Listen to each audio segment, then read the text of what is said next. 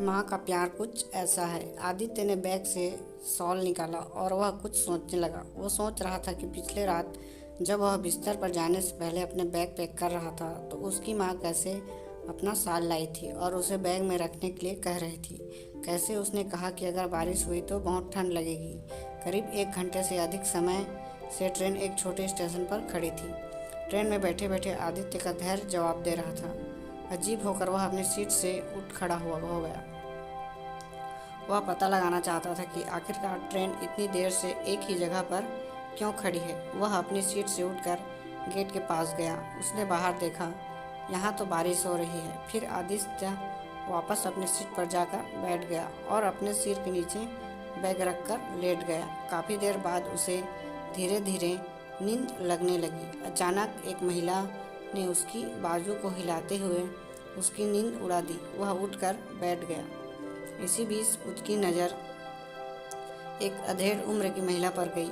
वह मैले कुचले और गंदे कपड़े पहनी हुई थी और अपने हाथ में अपना हैंडबैग पकड़ी हुई थी। स्टेशन से बाहर निकल चुकी थी और अपनी रफ्तार पकड़ चुकी थी। नींद में आदित्य को इस बात की तनिक भनक भी नहीं लगी कि कब उसका हैंडबैग उसके सिर के नीचे से फिसल गया, नीचे फर्श पर गिर गया। आदित्य ने फटाफट अपना बैग उस महिला के हाथ से ले लिया और चेक करने लगा कि कहीं उसका पर्स और अन्य सामान गायब तो नहीं है। ज्यों ही उसने अपना बैग खोला, वो अंदर अपनी माँ का शॉल देखकर आश्चर्यचकित रह गया। बैग में सारे सामान व्यवस्थित तरीके से रखे हुए थे। आदित्य ने बैग से शॉल निकाला और वह सोचने लगा कि पिछली रात जब वह बिस्तर पर जाने से पहले अपना बैग पैक कर रहा था तो उसकी माँ ने कैसे अपना शॉल लाई थी और उसे बैग में रखने के लिए कह रही थी। उसने कैसे कहा था कि अब बारिश हुई तो बहुत ठंड लगेगी।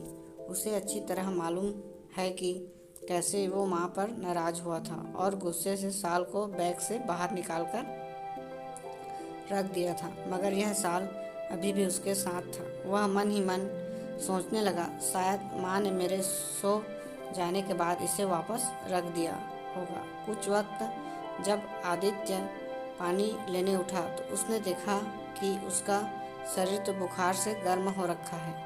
खुद को असहाय महसूस करते हुए उसने तुरंत अपनी माँ को कॉल किया और बोला, माँ कल रात तुम मुझे कुछ मेडिसिन का पैकेट देना चाह रही थी। इससे पहले कि आदित्य अपनी बात पूरी कर पाता, उधर से उसकी माँ बोल पड़ी, बेटा तुम्हारे सिर में दर्द है क्या? आदित्य कतई जाहिर नहीं कर चाहता था कि उससे बुखार के बारे में जानकर उसकी माँ बेवजह परेशान हो, इसलिए उसने कह दिया, हाँ माँ।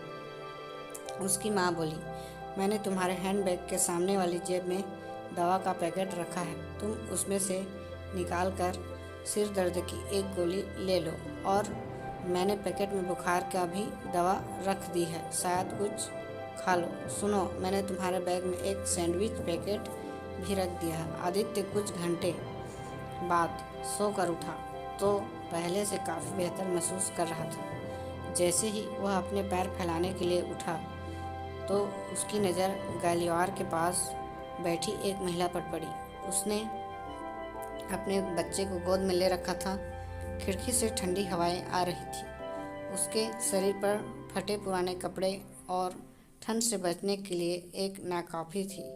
आदित्य ने गौर से देखा तो पाया कि अरे यह तो वही महिला है जिसने उसे पहले जगाया था और उसका बैग लौटाया था। बिना सोचे समझे आदित्य ने बैग से अपनी माँ का शॉल बाहर निकाला और ठंड से कांप रहे बच्चे को उड़ा दिया। उसने देखा कि बच्चा कैसे अब सुकून से सो गया। आदित्य सोचने लगा, वह एक नहीं बल्कि दो माताओं के प्यार का स्नेह की चादर से लिपटा हुआ है। माँ के प्यार की बारिश ऐसी होती है, माँ के प्यार की तपिश ही कुछ ऐसी होती है। दोस्तों, माँ के प्यार की इस कहानी को आपको सुनकर कैसा लगा हमें कमेंट करके ज़रूर बताएं और इसी तरह के और स्टोरी वीडियो देखने के लिए हमारे चैनल को सब्सक्राइब करके नोटिफिकेशन बेल को ऑल में सेट करें।